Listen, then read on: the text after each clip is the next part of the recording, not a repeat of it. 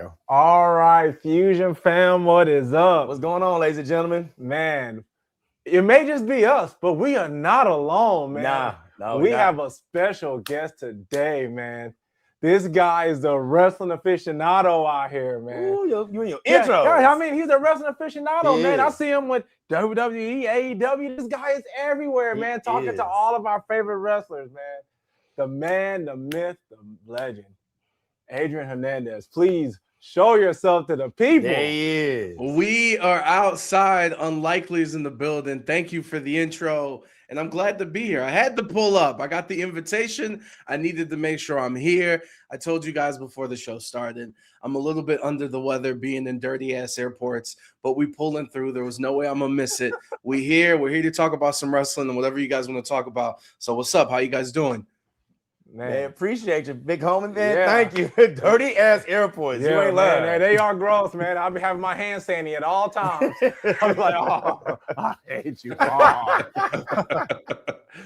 But man, in case you guys don't know, I am Chad. And I am Jeremy. And together, this podcast, this tag team, this collective, these Comic-Con conquerors, these wrestling phenoms, we are, and these gaming guys. Playing games, y'all. We are Fusion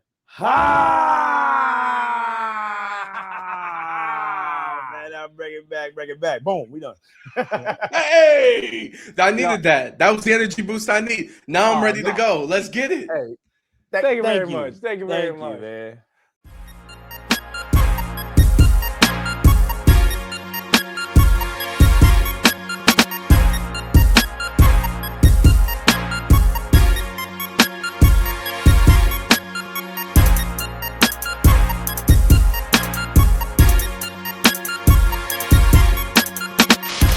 So, man, Adrian, if you could, man, just tell us a bit about yourself and how you got started on this journey. I mean, where are we going with this? You want to go all the way back?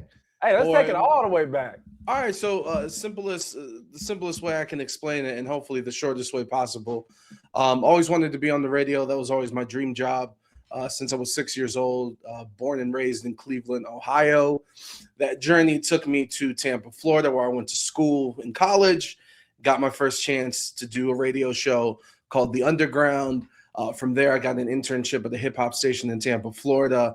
And the rest is history in terms of grinding through radio and just trying to do whatever I could to climb that ladder and try to get a slot and try to do some work. So in radio, I would say the two places where you could always find an interview is if a comedian's in town and if wrestling's in town. Those are for sure. They're always down to talk. They're always down to promote. And through that and through growing up loving wrestling, I would always take the chance if a wrestler was available to talk and take a chance and do that interview. And so in doing so, somewhere along the line, the journey that started in Cleveland took me to Tampa, then Phoenix, Arizona, now here where I live in my home for the past 7 years, Las Vegas, Nevada. Interview opportunity presented itself in the form of talking to the Undertaker. Excuse me. Absolutely ridiculous. I sent in the request as a Hail Mary. It's one of the reasons why the show was called Unlikely. I knew that it was an unlikely shot, but you still got to take it. And they hit me up and said, hey, you got some time with them. If you want to do this. I said, if I want to do this, let's go. And after that interview and watching that, and this was before his podcast had started. This was before his YouTube channel had started. This was right when he was starting to do the Dead Man shows and start being, I guess I would say, public. I know he had the documentary, but we all know what The Undertaker was, keeping kayfabe alive for all those years. So I say all that to say that if you were to search at the time for interviews, you know, he might have been on Joe Rogan. He might have done ESPN, Tony Hawk. Like he did these limited big ass names. And then there's Adrian Hernandez with a YouTube channel of less than like 500 or 1,000 subscribers at the time. Wow. So first and foremost, a lot of people thought it was fake because it didn't make any sense. They're like, how the hell did this happen? But during that interview, he did do a couple to promote a Dead Man show that he was doing. And it was right before WrestleMania 39. right around that month of WrestleMania in LA and SoFi with Cody versus Roman the first time. Cody versus Roman won. And he did about 3 or 4 of those interviews, me included. And in watching the other ones and including a CVV interview, I watched his and I watched mine. I only had 10 minutes. CVV got about 30 to 40. And I knew that CVV was the best. He's the top tier, he's the top dog when it comes to wrestling interviews in the space. And I am extremely biased towards myself. And I thought, it's like, hey, I held my own in consideration with the time that I got. So I was like, let's do this. I love it. I love having conversations about things that I enjoy. I love seeing these stories in the perspective, which I think my perspective is a little different than some of, how do I say this? Some of the other people in the space. I think I come from a different angle. I guess I'll word it like that. So that moment in that interview and some of the reaction towards it was like, hey, let's try to go after this and see what we can make out of it. And that was almost 3 years ago, 3 to 4 years ago. And we've done pretty good so far, I'd say. It's been an absolute blessing, and just it's been a crazy journey out of passion for loving professional wrestling and loving having conversations. Wow, man, that's nice, man. So I was gonna ask why it's unlikely, but you just described it. Yo, that is amazing. Like your first interview, like the man that talks to no one, the Undertaker. Yeah, that is amazing. That is crazy cool, brother. Yeah, and so and look, I throughout this journey, I've been a producer on radio. I've been the fill-in guy. I've had a night show. I've had a morning show. I do a morning show now here currently in Las Vegas. And I say all that to say that what I tell people is that just get in the building, and as soon as you're in as long as you're in the building, you can finesse through whatever you're doing. And so to do what I've been able to do and have conversations with certain people, all because I've been in the building and just asked. Everyone thinks there's a secret sauce or you're paying people to do these interviews. I ain't never paid a damn cent to nobody. I'm not even saying I'm above it. If you got it like that, go for it. I don't got it like that. So it's an unlikely path, and that's why the show's called Unlikely, and I like how it's one word. And when you talk to a lot of people's stories, come to find out that a lot of people's their journeys were also unlikely to be where they're at. So it's a nice touch. It's a nice name, and it's fitting for a kid from Cleveland who also, I wasn't the top of my class. I failed out of classes. I went from my first year in college in Tampa, failing all of them because they gave me Pell Grant financial aid, and I had never had thousands of dollars to myself. Oh, yeah, buddy. You know what I was using it on, and then I was like, oh, this goes away if you don't do business school. No one tells you that. So from going to that, to the dean's list, getting an internship, turning that into this, that, and the third, that's why it's called Unlikely. Nice. Dang, man, it's like a hardworking man. That's what you sound like, dog. Try to I made mistakes here and there, but damn, man, I work my butt off. Well, my question to you is, man, when you became a wrestling fan? As a little kid growing up, man. Shout out to UPN. Oh, yes, you too? Right now, baby. Wait, you too? To me, you too. You damn too. straight.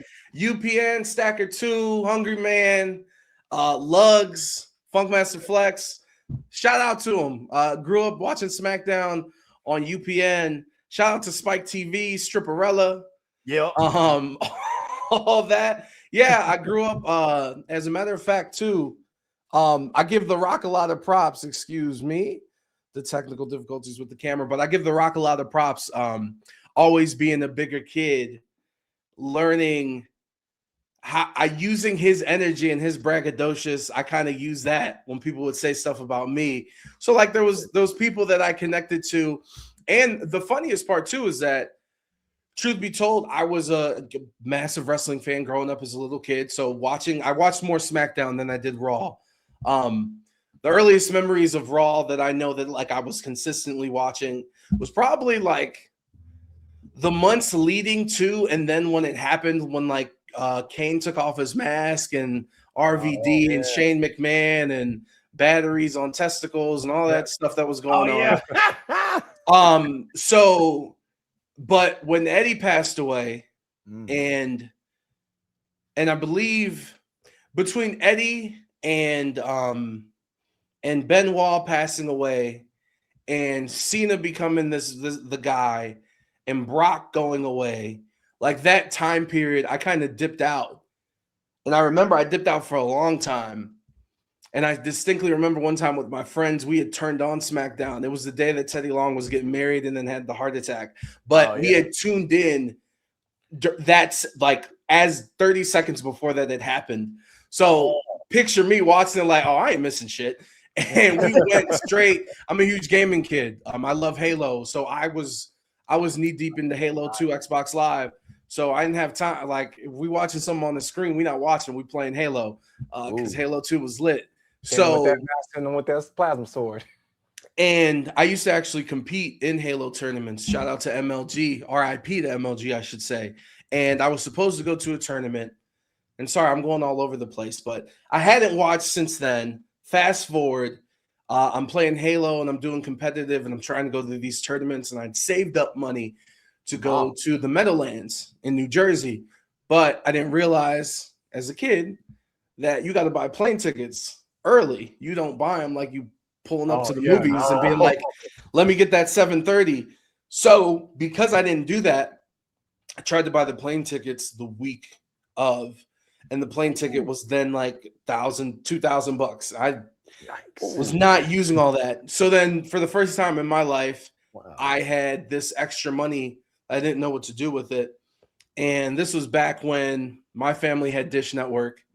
And every month they would always send in the mail like a little fancy, the thick pamphlet, not the flimsy like Chinese menu restaurant that they'd put in the mail, the thick pamphlet promoting you to buy something on demand.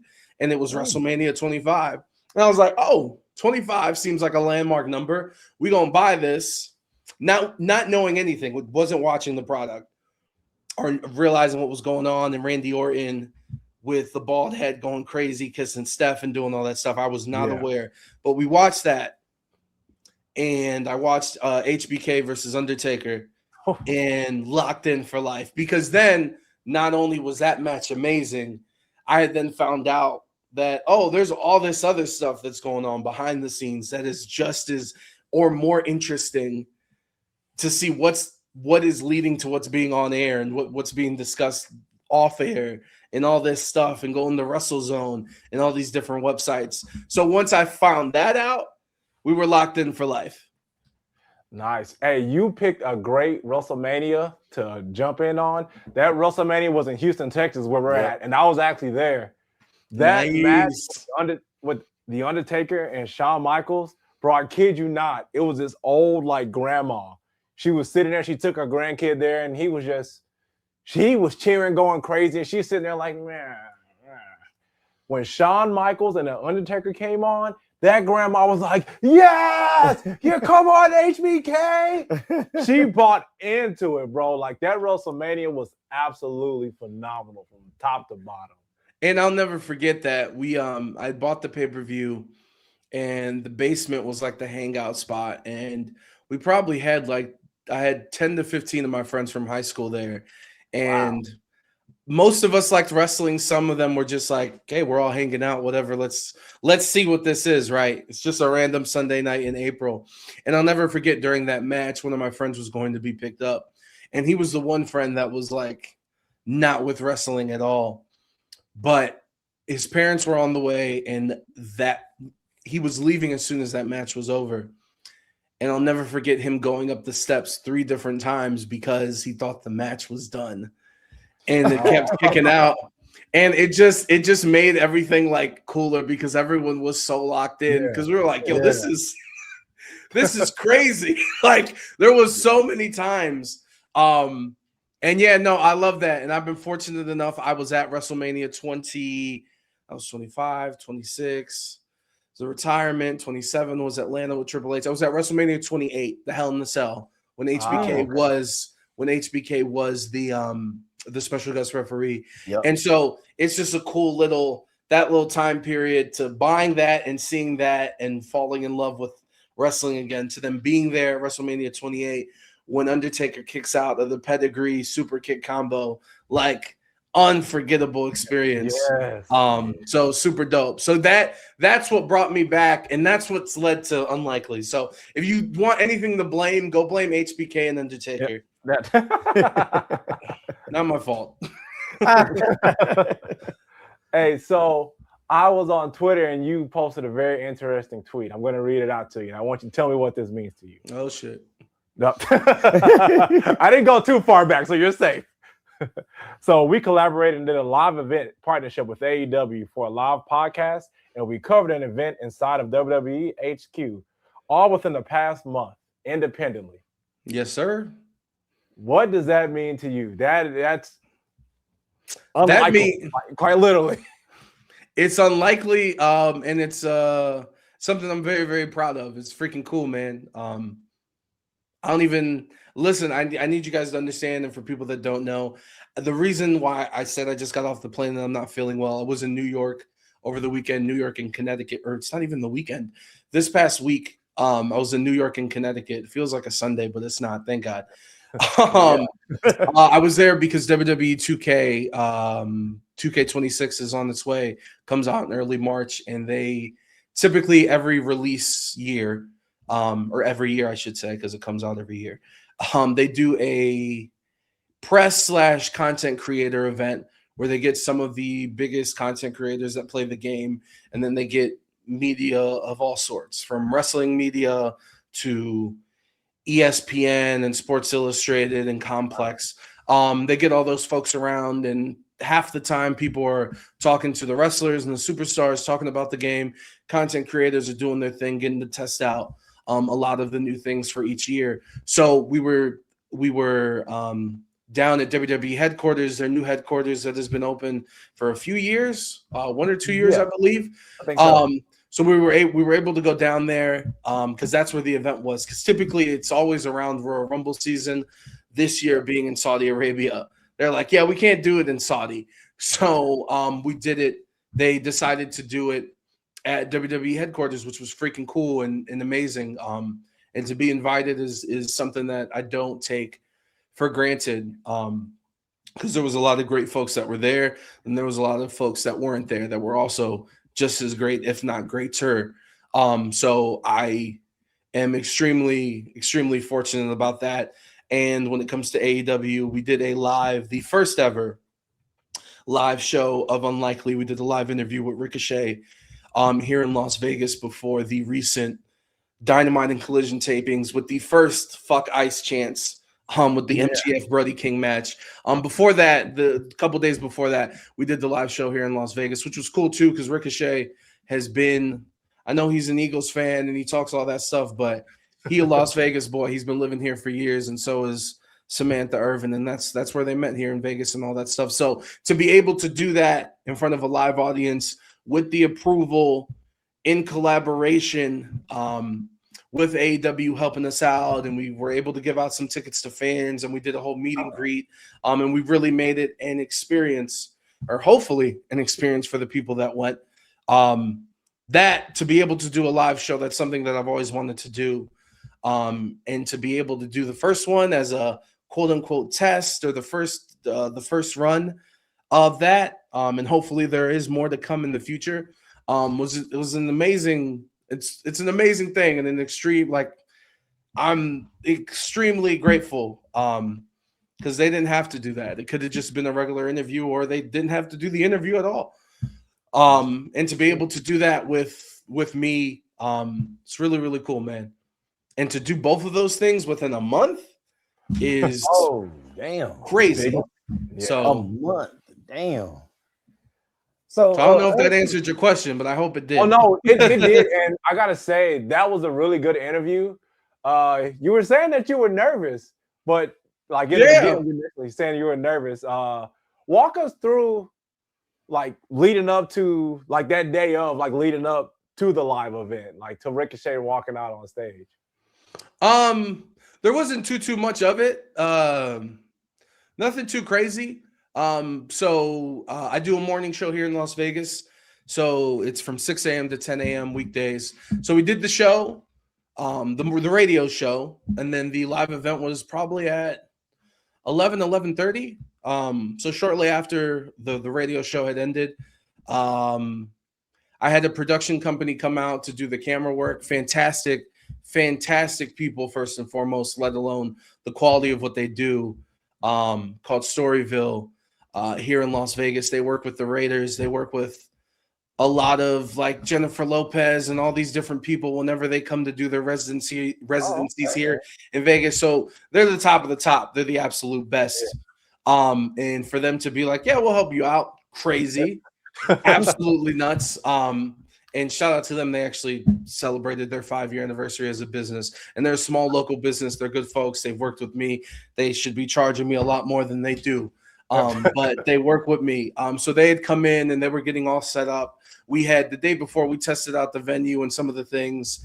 We had some pre-packaged videos and stuff leading up to it, but it's all boring stuff. Look, it was an hour after the radio show had ended.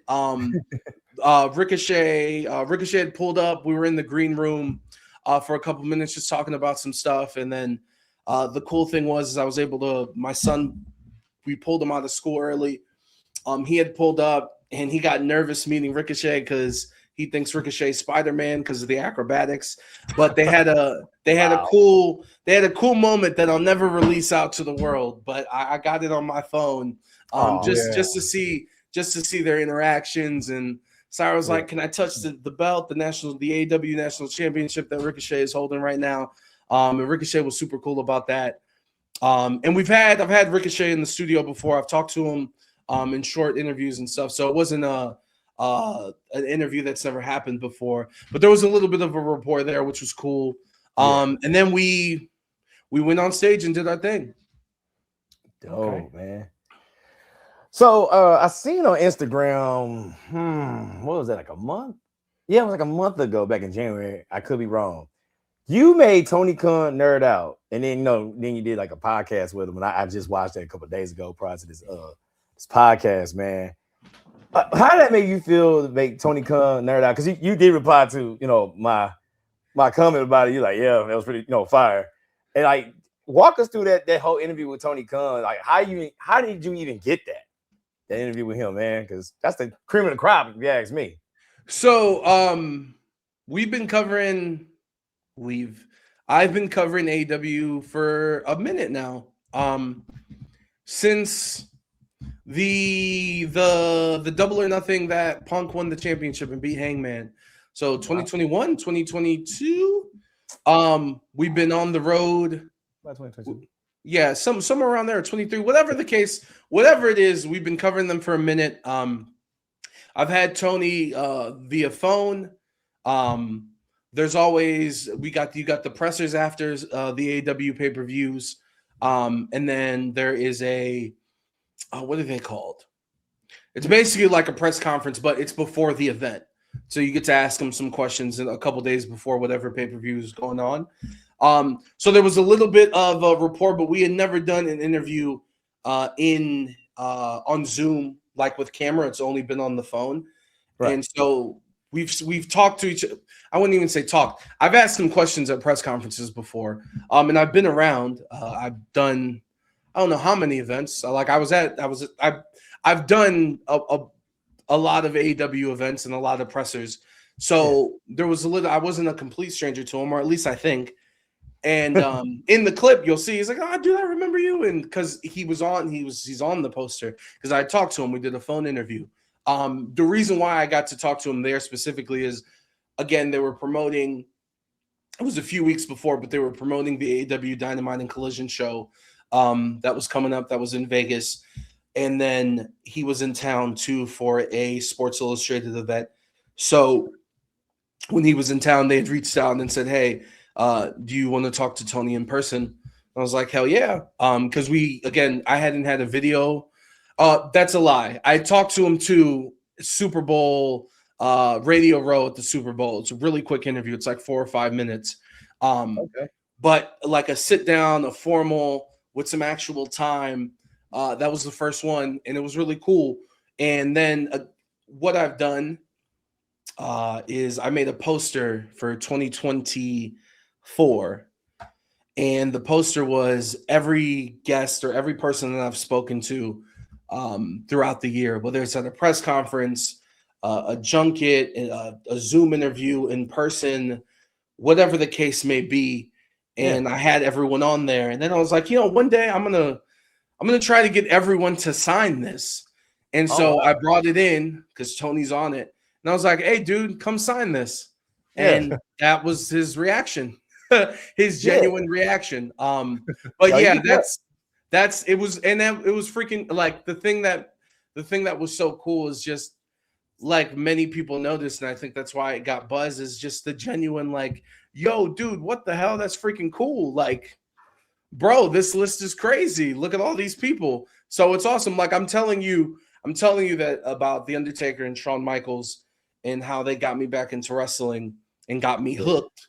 And like the fact that I've been able to talk to them too, like does not I don't know what the proper phrase is, but I don't take that for granted. Like that's freaking incredible.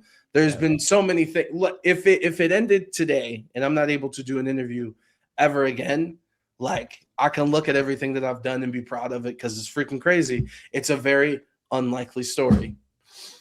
That's so true. I feel you on that. But before you, I know you ready to ask some questions. Go. Hey, we here. We got it. By the way, guys, I failed to mention that was his 100th episode. First of all, congratulations for 100 episodes of just interviewing awesome people. Thank you, bro. And I totally forgot about that too. It's just funny the way the universe works, that it also was a landmark. It was the 100th, but it was also the first interview of 2026. So those two things coming together is like, it's not scripted. This is an independent operation. We run in by the skin of our teeth. So we don't have, for better or worse, we don't have many things planned out crazy like that. So it just came to be. And in fact, I was even thinking about reaching out to AEW, try to get someone of acclaim to be the 100th guest. And I didn't have to do that. They were like, "Hey, do you want to?" And like, let's roll. And it came out perfectly. They gave you the boss instead. Yeah, that's balling. The boss. That's cool. That's the first tier. Now the next tier. Yeah, we'll do it. Heck yeah. So speaking of you being from Cleveland, Ohio, you had another Clevelander, The Miz, on your show. And The Miz put you over to the absolute moon. Wow. As he should. I had to pause and just be like, yo, because The Miz, I think The Miz is so underrated. It's absolutely crazy. Like, The Miz is so good. It's crazy.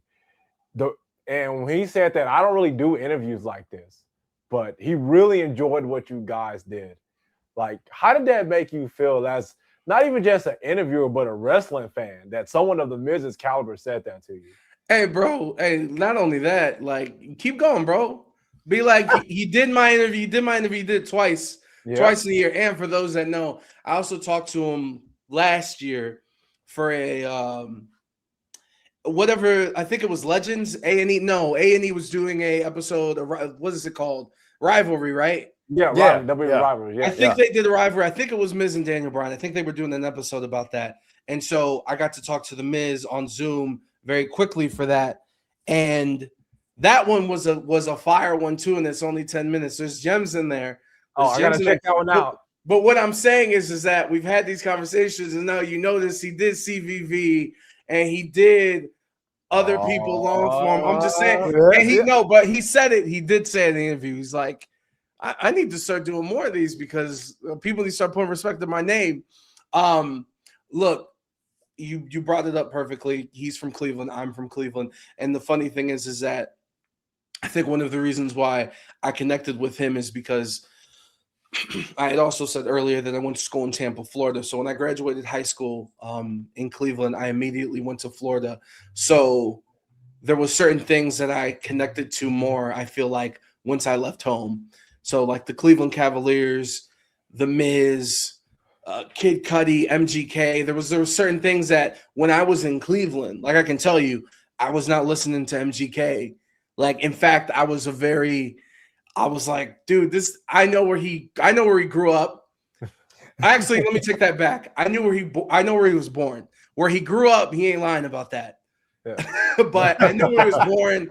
And I was like, this white kid, he ain't no fucking rapper, and he ain't Kid Cudi, and he got beef with Cudi and Chip the Ripper, which is another rapper from Cleveland, who goes by King Chip now. So all I'm saying is that like I was not on that, and then leaving home, I was just trying to connect to things, just missing home. So so the Miz was one of those people, and also I'll never distinctly the rivalry with Cena, which we got into. And I'm so glad we got into the beginning of that because that's what connected. I was like, oh, this is interesting when he would come out with the 1-0 and 2-0, 3-0 and 4-0 while Cena was out. And then I'll never forget too, there was a Raw where they were saying what, and him and the Gunther are like the two people that have responded to the crowd saying the what chants like the best in my opinion. The Miz was just like, what? You all sound like a bunch of dumbass ducks, and the crowd went. And shut the hell up. And I was like, oh, respect. Right. And just him getting the opportunities and even kind of some of the ways that he's had to finagle through life in terms of that interview where he put me over. We did talk about the first chance he got with Cena when I just said the 1-0, 2-0, 3-0. That all led to a match at the Great American Bash. And Cena won in like 8 minutes, and Miz got like 2 moves in. One of them was just like a kick. And it was like, that was his first taste of getting to do anything. And it was on Raw. And it's like, yo, what the hell? And then even when he gets, the main event win, and everyone said, hey, it's one of the worst main events. And even working that program in that year, like I know at Survivor Series, they had The Rock, Cena versus Truth and Miz. And like having to move through that whole year when you're kind of like the third wheel of this situation and trying to make the most of it. And I remember, I knew it was a Raw in Chicago when the Miz came out as The Rock, and everyone thought it was The Rock at first. When he put on the bald classic, absolute classic moment with the big ass W that was like to the left of the main stage of Raw with the Titantron. And I gave him props for doing that stuff. And so to be able to have these, just being a fan and getting to see these moments and living through it and going ecstatic when he cashed in his Money in the Bank. I'll never forget the Raw was in Orlando. They said he was sick.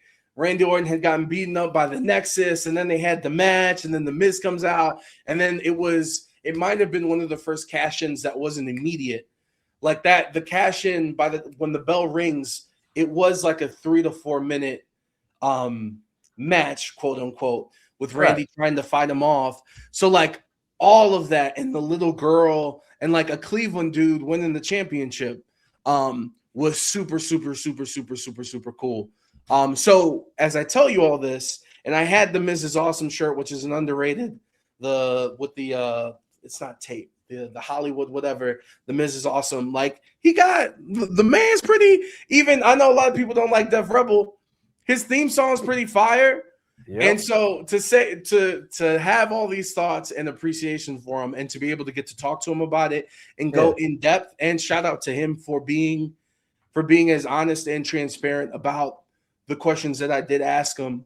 And I think I would assume that he answered them as honestly as he could, because he knew that it was coming from a place of just being genuine and wanting to know, not as a clickbait thing.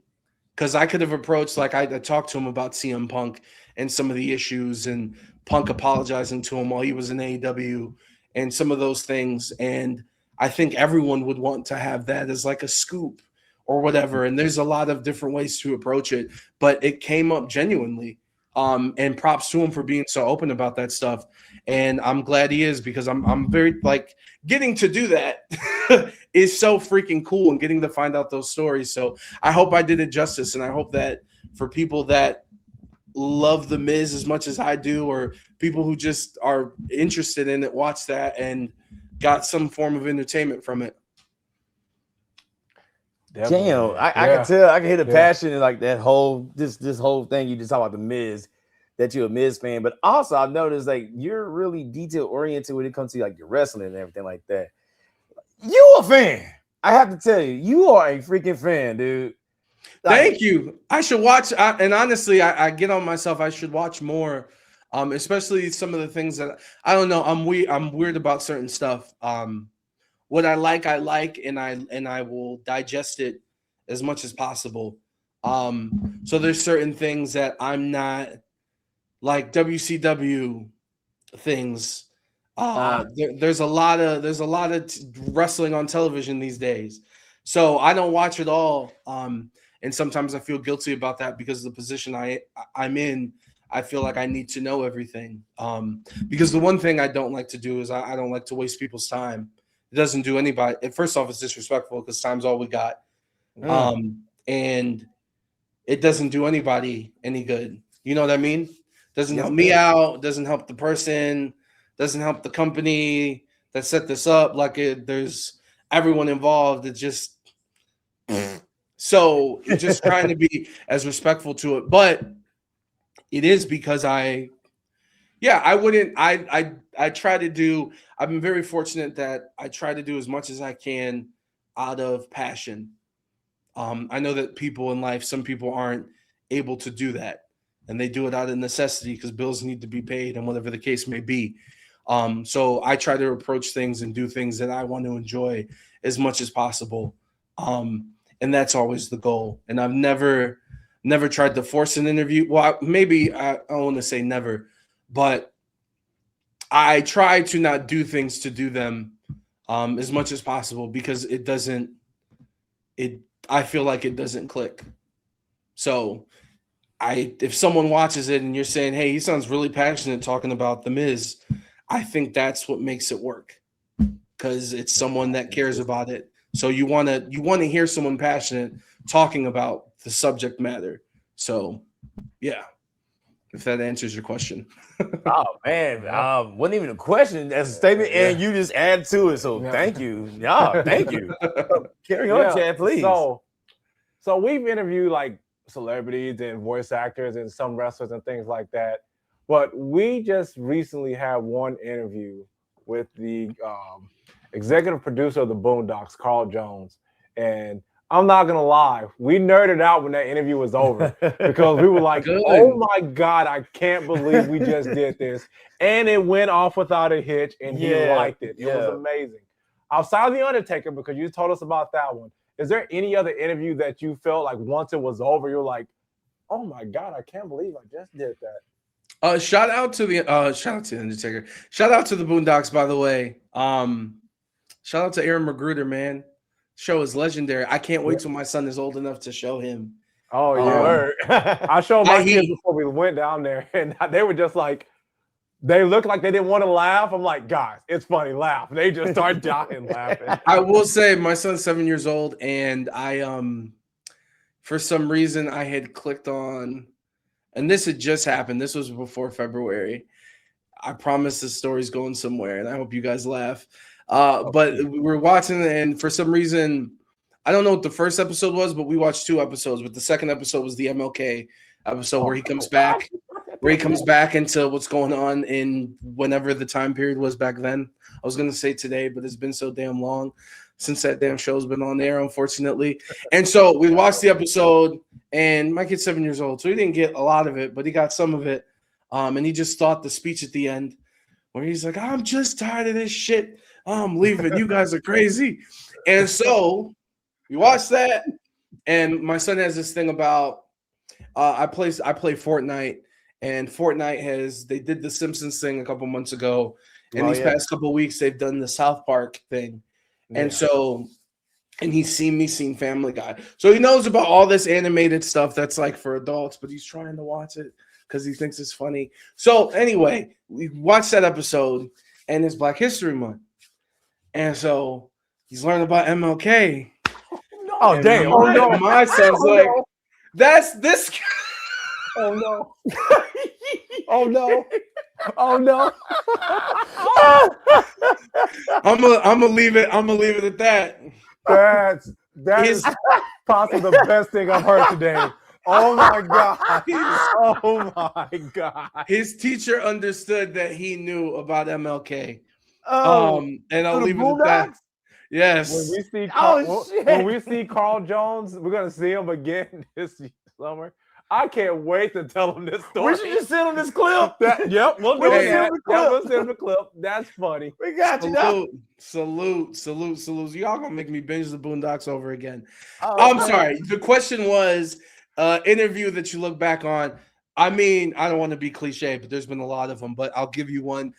Adam Copeland, Edge. I told you guys that I went to the WrestleMania with the Hell in the Cell with Taker and Triple H. That was also the year that Edge got inducted into the Hall of Fame. So I had my girlfriend at the time make me a sign because I went to the Hall of Fame like a fucking dork. Brought my sign. Thank you, Edge. Because salute to him. And that was like, holy shit, I'm talking to Edge. And this was right. This was like a month or two after he joined AEW, by the way, to give you guys context. And so getting to do the interview was surreal, but then the conversation itself was super awesome. Like from a wrestling sense, it wasn't the longest interview. It was like 15 to 20 minutes, but just trying to get some understanding of being like, hey man, like, I know, I'm just like, yo, you're Edge. Why didn't you retire at WrestleMania?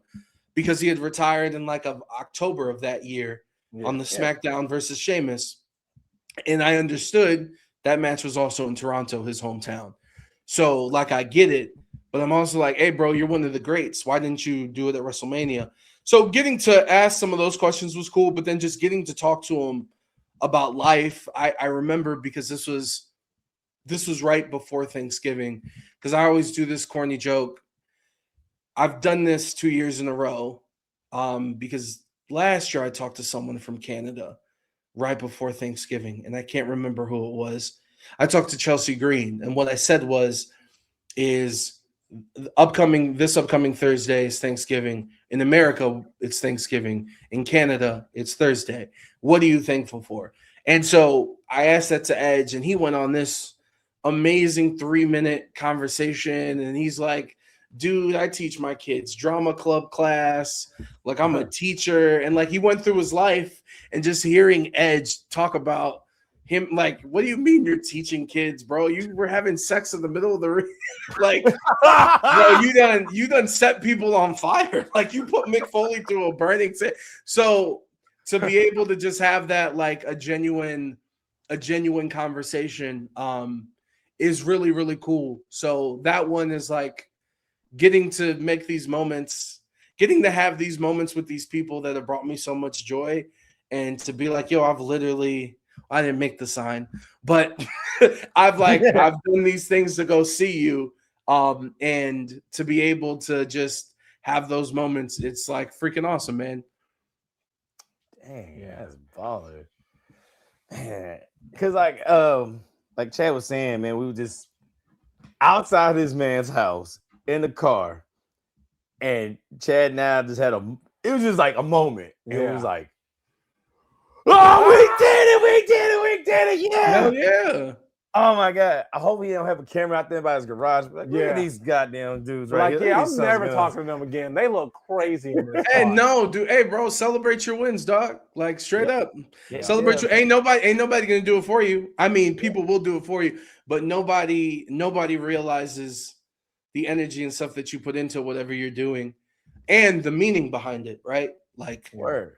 If you love the Boondocks and you have a lot of love for them, like, hell yeah, blow up. Shit. Like, yeah, that's crazy. If I got a chance to talk to Aaron McGruder, I will say that last season that they did, which was the season 3. We don't talk about he wasn't a part of that. Yeah, Carl wasn't a part of that one. Yeah, exactly. Aaron, so yeah, that was just so there are certain things, but then again, even that comes from a place of being a fan. So being like being upset. Like I had the opportunity. So when it comes to I'll stick to animated. You guys are talking about the Boondocks. I'm a big Star Wars fan. Star Wars is the one thing that, like, all right, so Halo.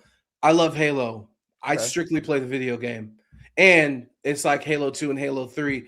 This new Infinite and Halo Reach and Wars and Halo 4, that stuff is ass and disrespectful to like the dope Halo. And I tried to watch the show on Paramount, like it was cool or whatever. What I'm trying to say is I stuck to the game. I don't watch Lord of the Rings. I don't watch Harry Potter. I don't watch Star Trek. Star Wars, I watched the movies. And I love the movies and I love the music. Didn't really read the books, but during the pandemic, because my son was born, I didn't even know at the time that there was an animated show on Cartoon Network, The Clone Wars. And this was, the pandemic is right. Disney hadn't started making shows yet. They hadn't made Mandalorian or Andor and all this live action shows that they were doing. But I put on The Clone Wars because I was like, what the hell is this? And was trying to just have something on for my son. But as I was watching it, the first season is like very kiddish and like whatever stuff for kids. But immediately after, like I was like, oh, this is like filling in the gaps of the movies, and Obi-Wan and like he fell in love with someone, and oh yeah, Jedis can't fall in love, and all this, and like long story short, fell in love with the series. Ahsoka's my favorite Jedi, her story in that, and then Star Wars Rebels, Freddie Prinze Jr., former writer of WWE, like all that shit is incredible. Like some of the best TV I've ever seen. Even Andor is fucking phenomenal too. But it was long story short, I told you Ahsoka's my favorite Jedi. I got to talk to Ashley Eckstein, who was the voice. Obviously Rosario Dawson plays her in real life in live action, but Ashley Eckstein, who married David Eckstein, the shortstop, former Major League Baseball player, and just getting to talk to her, like I nerded out with her for 40 minutes. And when she's like, may the force be with you, Adrian, in Ahsoka's voice to close out the interview, like I fucking melted. So it's so crazy. Like, oh man. So you have to like, and you have to talk about it. You have to talk about it and say it in the air, because ain't nobody gonna do it for you. The only people that would do it are usually people that are trying to like, there's always a motivation towards that. It's not, it may not necessarily be genuine. What you got. So you got to do it for yourself. So salute to you guys and be proud of that shit. And the Boondocks is legendary. What are we talking about? Tyler Perry could never. Fuck Tyler Perry. I'm sorry. This one's somewhere else. My bad. You're right, because like that reminds me of that moment, man. Freaking Ryan Drummond. And like, oh man, it was the end. I don't know, we just didn't. That was one of the few moments, the way it sounded like, we're Future Time Podcast, and this is Ryan Drummond. And then he goes, hi, guys. These guys are cool. He did the whole Sonic stick, and I was like, shit. Yeah, but let's talk about some wrestling from a fan's perspective. So, Elimination Chamber, man, who you got? Out of who's in it right now? Hold on a second. So, I know it's Trick. Randy, Javon just made it Monday. Evans, LA Knight. Yeah, that was last Monday. And they still have to put one more person in there. I think it's two. No, I think it's two. It's two more people? No, there's another person that won. I just cannot remember who. Or is it two more for the women? Is it? Hold on one second. Okay, because I know you got Trick. Yeah, Trick won last night. You got Javon Monday. Like you said, LA Knight. Who you said? Randy, right? Yeah. Randy. Yeah, you need two more because it's six. Because Cody, Cody. Yeah, Cody. So that's one more person that's missing. One more person, and it's gonna be Jay Bronson and El Grande next week for the men, and the women will be Io, Kyrie, and Raquel. Which I think, first off, I think the women.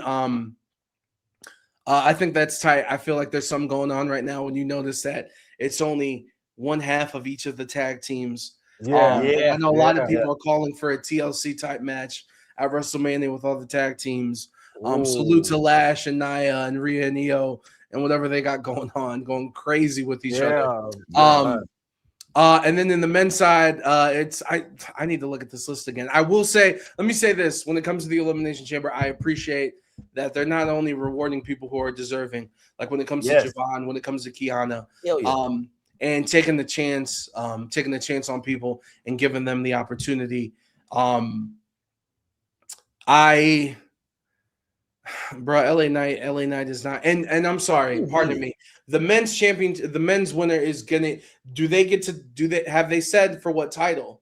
Or so it doesn't matter. Whoever wins, whatever brand you are, you'll get to. Yeah, so you'll be going against Drew, whoever wins that belt. I think it'll be Cody. I think it'll be Cody that wins it because I think they're setting up for the triple threat. We need LA Knight, bro. We need LA Knight. I'm tired of him getting screwed, bro. Give him an opportunity. Oh my God. But yeah, that makes sense what you just said. I think they sign up for the triple threat, and then when it comes to the women's side, that's interesting because I really don't know. I'm assuming that it's going to be Liv versus Stephanie. Yeah, you have to have that, especially after that promo they had on Monday. Yeah. And it'll get announced on Monday, this upcoming Monday for the Styles goodbye. Yes. Which leaves Jade in a situation of, I don't think it's going to go to Tiffany. Bro, I'm sorry. I can't call it. So I'm not going to lie. This WrestleMania, I have no idea what's going to happen anywhere. I was hoping the man of all insight in wrestling would know. But because I want to say, again, because of the women's side, because of the split tag teams that are in there. Yeah, when you have Asuka, when you have Rhea, when you have Alexa, like Tiffany's in there and she's free. Kiana's in there and she's quote unquote free. Hell, even telling you that they're split, that would then mean on Monday. See, and that's the weird thing about it. So on Monday, hold on a second. Let me try to do some math. So, because last night, so the triple threat's going to be Kiera, Kyrie, Raquel, and Io. So if Raquel gets in it, then that means all of these tag teams will have one person represented because Roxanne, Liv, and Raquel aren't in that match yet. And so I think, you know what? I think it'll be Raquel because then I think it'll be a triple threat. No. Well, maybe they could. They could make it a triple threat with Liv and Steph. Yeah, because we still don't technically know who Liv is going for. Yeah. So the ideal world, I think it would be Liv versus Raquel. That way it's, oh my God, these two people are going against each other. But if they want to make the Judgment Day dominant, put each of them going against like one going against Stephanie, one going against Jade, have them both win. They're both champions. Judgment Day looks awesome. The way I look at it, and I hear you, and the way I look at it, I'm like, okay, so, but if you do the triple threat, there's an opportunity. First off, Raquel hasn't gotten their look back from all these little moments that have happened, whether it's at the Royal Rumble, the Raquel Steph title match a couple weeks ago. She still hasn't gotten her look back. And so somewhere in that triple threat, that moment can happen. And then Liv and Raquel can like a branch off of the timeline can be over here. Yeah. And then it'll leave Stephanie still with whoever they need to put her with for the championship. So I think that's the way to go. I think that's the way to go because regardless, whoever wins that triple threat, again, it's Io, Kyrie, and Raquel. It's all Raw based. So, and I don't think if Tiffany wins, I don't think Tiffany Jade's the way to go. But to be honest, and you brought it up, and I'm sorry because I cut you off. The Charlotte Jade, I would have done like you need the in this world when you talk about marquee, you talk about like two like wonders of the world type shit. Yeah. Charlotte and Jade, they both look like they're sculpted. They both look like it's She-Hulks. And I mean that in the most amazing way. I know. We know exactly what you mean. Yeah. So, like, you put those Titans like that you put that on the poster, and if someone who doesn't watch wrestling looks at them, they're like, "What's going on?" Yeah. So I would do that. And Charlotte's got the experience to help. You know, Jay. Yeah. Because even like on SmackDown, I was at Gringo's, a Tex-Mex restaurant, like the frequent, and get margaritas and eat chips and salsa and whatever. Work on your sponsorship. I got you. No, I'm just a part-time alcoholic. But anyway, hey, just what it is, bro. But man, I have my phone watching wrestling, and I see, dude, I don't know if you watched it. So I'm actually watching SmackDown, right? And I got my phone and I'm sitting there just crunching on chip salsa, drinking my margarita. And like, Jay does a promo. I ain't gonna lie, I didn't hear none of it because everything's loud and they're playing sports. But like just the optics of it, right? And I'm looking at like how close the camera is, Jay, like I'm that bitch, whatever. But she didn't even say the B word. She went, I'm that bitch, and then Charlotte's music come on. Jay made the perfect face. I was like, what the and then how they just react towards one another, you right. They building something, dude. They either gotta build something. You can't just have that. They've had millions of face-offs. They've had millions of face-offs. Yeah. It's kind of like Randy and Cody, where they have so many of them screenshots. Yeah, they keep teasing us, man. I'm like, come on, let's see this. Come on, let us have it, dog. I was watching, which might happen. Might happen on. It could have happened at Elimination Chamber. They could stop this triple threat situation just because Randy and Cody are both in the match. Yeah. Don't tease us. Just let us have it, WWE, please. Come on, man. Y'all got all the ingredients, man. Just put a little paprika, some salt, pepper, and all that stuff, and cook it up. Gotta let Raheem cook at this point, man. Yeah, man. It's Black History Month. Yeah, Raheem. Yeah, let him do it. Let him do it. Speaking of Black History Month, right? Right? Yeah. So, oh man, we'll give you one last question because we won't keep you too long. Because I know you're not feeling well. Nah, do 3 more. 3 more? Sounds, okay. Well, sounds great. Thank you very much. Appreciate that. Man, so who are some of your favorite wrestlers?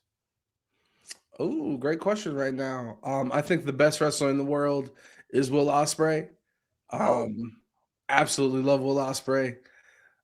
Seeing him in person, seeing him on TV, just ring the bell and let's go. You in for a movie. I think that dude is fantastic, and I can't wait for him to come back. And I hope he wrestles for a long time, but he be wrestling crazy. So however this ride goes, I'm thankful for it. AJ Styles is my GOAT. So it's been tough. So salute to AJ Styles. And I still think he's coming to AEW. And it's not, this is just what I'm being selfish. I just want to see him wrestle again. And again, I just told you Will Ospreay is my favorite. So if we're going to have Will Ospreay and AJ Styles, and I will be at Wembley Stadium. I will be at All In. I cannot wait. I've never been overseas. Wow. So I need to see that happen. I heard they got crazy trash food in London. So I need something to hold on to. So give me this match. You feel me? Because I ain't eating beans for breakfast. No judgment. I'm just telling you what I'm not gonna do. Beans so breakfast is crazy. That's how they roll. So Styles and Ospreay up there. I mean, there's a lot of, I don't want to I ain't trying to single people out. Like there's a lot of people, there's more stuff out there that I enjoy that I don't. I kind of view it like any sort of music. Like I lean more towards hip hop, but there's so much within all these little subgenres that whatever you want, you can get. I can tell you that like I hated on John Moxley crazy. The Death Riders, I thought that shit was trash. And these past couple months, I flipped the script and I'm like, yo, salute to Moxley. I may not necessarily think he's the best, but like I get what's going on and I appreciate if I want that, I know where to get it, and I can get that from him. Takeshita's freaking incredible. Ilya's been doing amazing. Carmelo's been doing amazing. I really enjoy Solo. And Solo, like not only is he like his charisma you can't teach. It's kind of like Trick Williams, that energy you can't teach. You either have it or you don't. So Solo, I just enjoy that every time that he's on camera, like he's gonna make something of himself. CM Punk is CM. I mean, I love. So I told you, Shawn Michaels, Triple H is what got me back into wrestling. But what like. If that was the house, CM Punk was the glue that stuck all of it together. And CM Punk was the one that made me I appreciate him the most because he's the one that made me go back and find out about history. Meaning that I was like, yo, I really love CM Punk. Yeah. Oh shit, what's Ring of Honor? What's PWG? Oh, wow. Oh, I'm watching CM Punk now. I know about Samoa Joe. I wasn't a TNA kid growing up. Or Styles and Daniel Bryan. And then from there, again, I'll use branches again. The branches grew, and that all came from loving CM Punk. Man. Kevin Owens is another dude. Yeah, I could go on for days. There's more people. There's more people that I like. Yeah. That I dislike. I don't care for Don Callis. I don't like that. I know he's not a wrestler. He's on TV way too much. I'm not fucking with the group, the family. There's great wrestlers in there. I just said Takeshita, Josh Alexander. I'm not. That whole dynamic is just weird. There's 60 of them. He don't got to be on commentary every match. Him and Tony Schiavone are funny, but like it's a little bit. I could listen. Too much sauce. Get out of here, bro. I can tell you that much. Do I feel like that with anyone in WWE where I'm like, bro, I'm not with it at all? Not necessarily, no. Not necessarily, no. I would say more the way WWE is doing some things business-wise as opposed to what's being presented on TV. Yeah. Now, I think everybody agrees with that one. I've even seen guys like local guys here that they stream. He made a video recently about what business wise. I ain't gonna get too in depth with that. So I get what you're talking about on that. Well, can I have the second question? Get the last one. Let's get it. Hopefully this ain't something you already gonna ask. Can you name us for future endeavor stuff? Right, 3 wrestlers that you just like. I gotta interview him or her. Like, who would they be? Too easy, because they're like huge. I say too easy because there's names that everyone who like aspires to want to do wrestling interviews would probably want to talk to. John Cena. Word. CM Punk.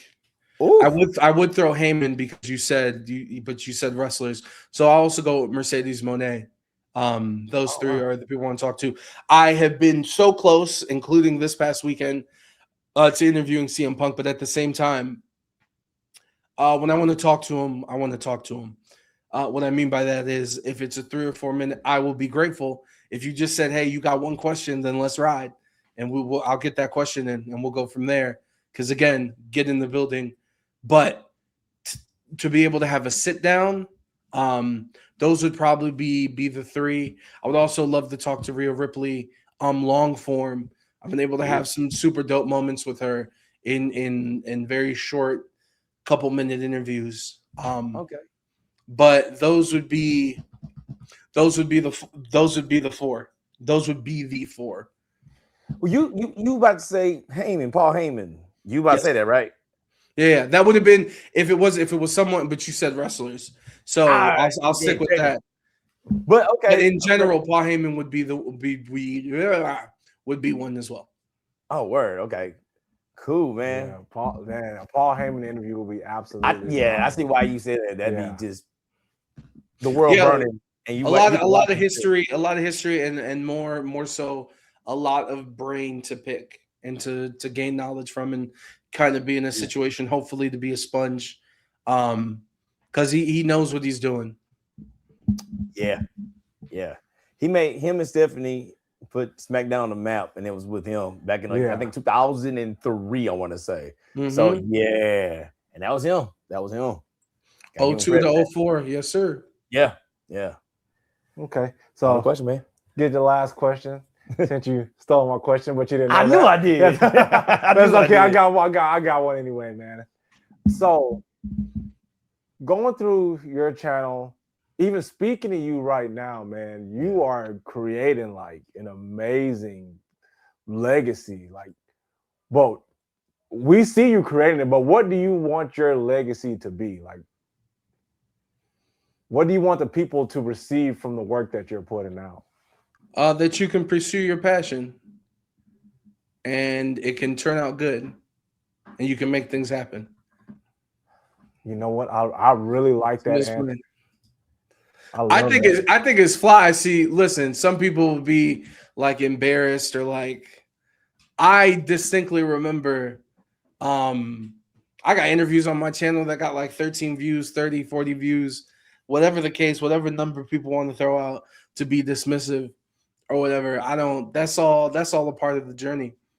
This isn't fabricated, this isn't purchased, this isn't bought, this isn't supported from powers that be. This isn't because I work at a radio station. This isn't because I got a bank account that I'm able to invest in terms of promoting and putting stuff out there. This is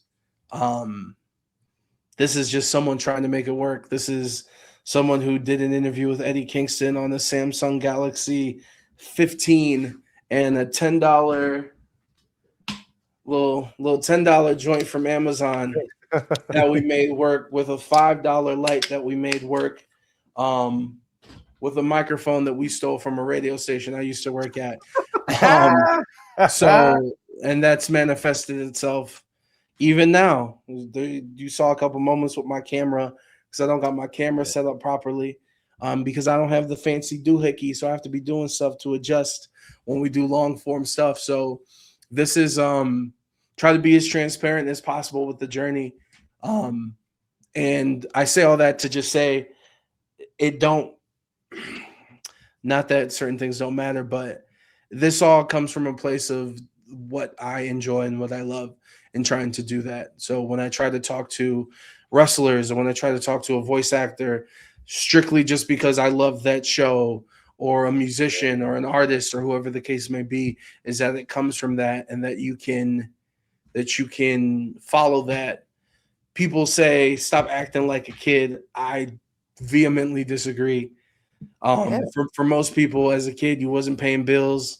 Obviously we had school, but you would come home and turn on whatever show you like or hang out with your friends because you like them or play whatever game, video game or basketball, whatever you were doing, Dungeons and Dragons, playing hoops, whatever falls under whatever you like.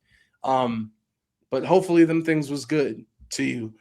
So to try to stay in that wavelength of energy is where I want to be and have a good time. So pursuing passions that it can work out for you and that you can make it possible. Wow. Man, that's deep, man. I've said it, but I'm going to say it again. I absolutely love that answer because when me and Jay, we talk to certain people that are trying to do some of the things that we're even doing, and we just say, don't be afraid. You got to go for it. It's okay to like the things you like. We were just at a fighting game tournament doing a live podcast there before we spoke with you. And to see the community that was built there was absolutely beautiful. And I feel that way about wrestling fans too. Yeah. Not so much the online, but when you're around wrestling fans, like at WrestleMania last year, was an absolute beautiful experience. There were so many. We were just I was talking to some Canadians at WWE World. Like we were just like they was like, "Hey, where you guys from?" I'm like, Houston, Texas. And I was like, "Well, you from like Toronto, Canada?" I was like, "Damn, you flew from Canada?" You know, to be here, and we like looking at merchandise, belts, and whatnot, and we just like talking about wrestling, just geeking the hell out. Yeah. So I get what you're talking about, man. Like you said, be yourself. Authenticity is key, and I noticed that with you. What it sounds like, man, like you just strictly being yourself. This is what it is. You don't like it, that's fine. But I'm like this, dude. You do cool stuff. Yeah. You where we want to be. You know what we're trying to do. And you're there, and you just every time out the park, you knock it out the park. And now I'm not just kissing you behind and then like that, but it's like, damn, I wish I could do that because we trying to do that. We trying to do it. We trying to mess with the high caliber men and women within that industry, man. One day, just one day. That's all I can say. One day. Hey, it's a goal, and we keep reaching for it. It's funny because it's always a rat race, no matter where you're at. True. You're saying like, well, I'm trying to be where you're at, and I'm like, well, I'm trying to be where they're at, and I'm sure they're trying to be where that person's at. Right. So it keeps going. So I try to keep a level head because if you can drown yourself in comparison. But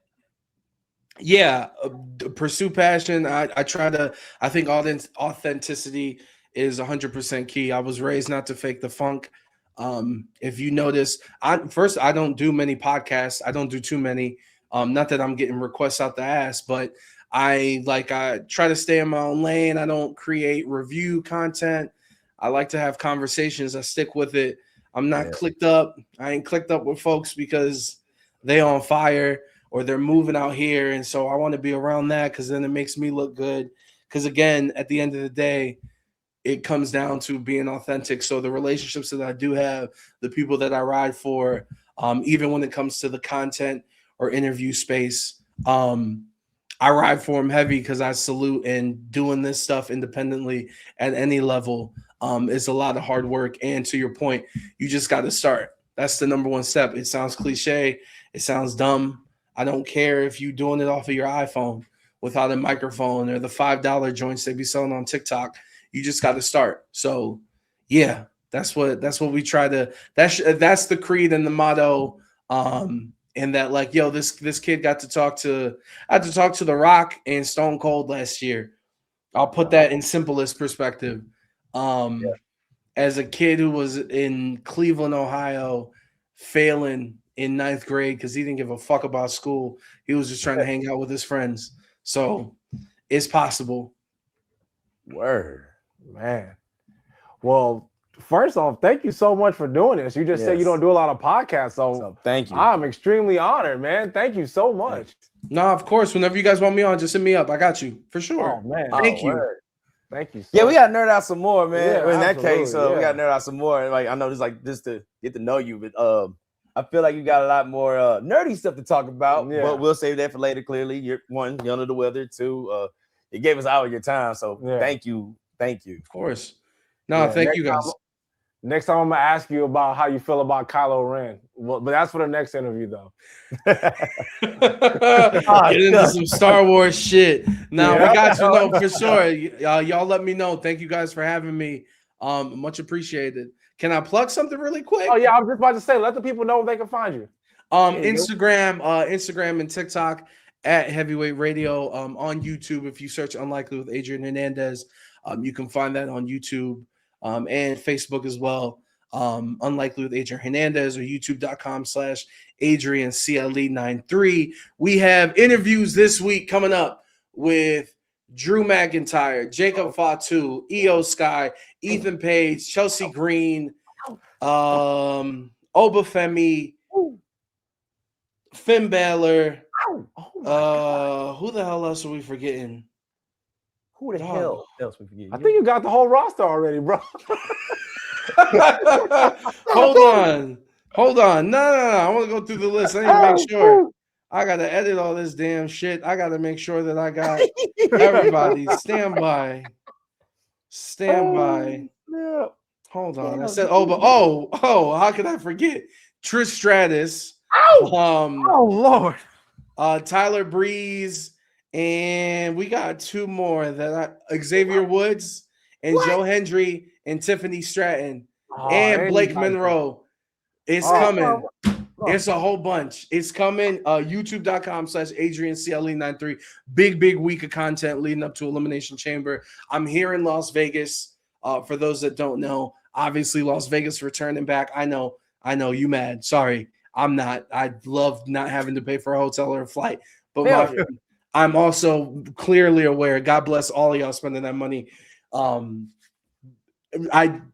all that being said, we're on the road to WrestleMania. We should be getting some good conversations. Maybe some of those people that I said I wanted to talk to that were on my bucket list. We'll see. We always shoot our shot. But yeah, Adrian CLE on YouTube, or just search Unlikely with Adrian Hernandez. And thank you guys for having me. I appreciate this. Much love. And more power to y'all as y'all climb. Let's go. Let's ride. Man, let's ride, man. Thank you so much. Thank you, man.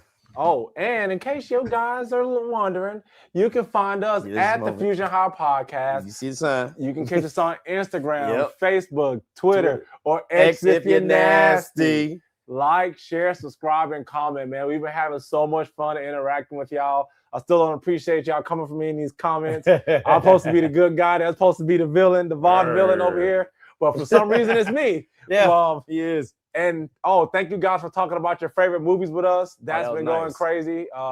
Check out our most recent interviews with our guy Jermaine, another interview with Carl Jones, with Nicholas P. Jones, the voice of Chowder, man. We talked to so many different people. Yeah. Oh, and Texas Showdown, and we got Space City Beatdown content coming out. That's so right. your boys are going to be a little busy. So make sure Busy you like stay these. tuned and check all that out. What he said, all that good stuff. Well, I guess it's gone. Well, okay. He's gone. It's all good. He's gone. Once again, thank you He's to gone. Adrian Hernandez. It's all good.